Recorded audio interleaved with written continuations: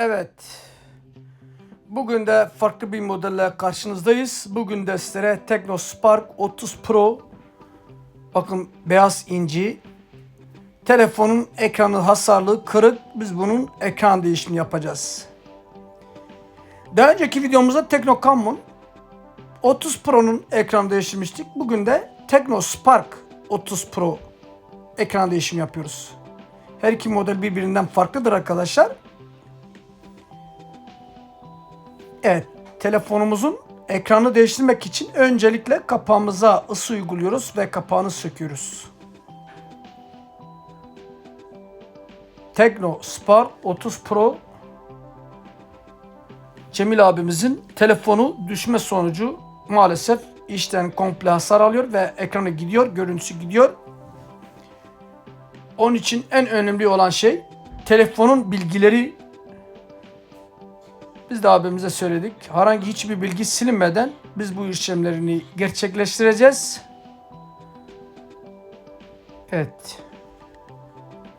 Şu anda kapağını söküyoruz. Cemil abimizin telefon kapağını söküyoruz. Profesyonel şekilde, titiz bir şekilde, en sağlıklı şekilde ekran değişiminin nasıl yapıldığını sıralı bir şekilde, detaylı bir şekilde sizlere videomuzda göstereceğiz.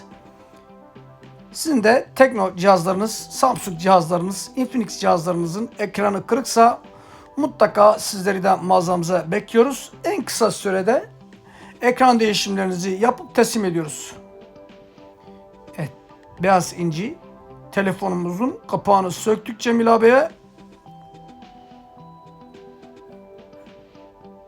Kameraların üzerine bantımızı çekiyoruz. Herhangi bir tozsuz, herhangi bir etken, herhangi bir madde geçmemesi için.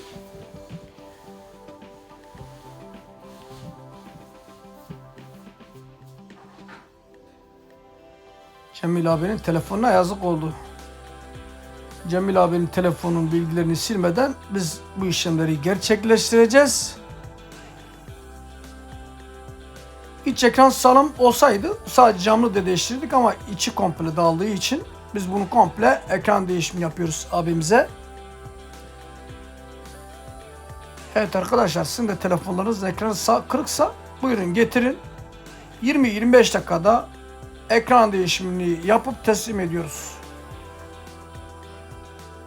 Şu anda anakartın üzerinde bulunan vidaları tek tek sökeceğiz. Dikkat etmeniz gereken vida boyutları arkadaşlar birbirinden farklı olabilir. Buna dikkat etmeniz gerekir.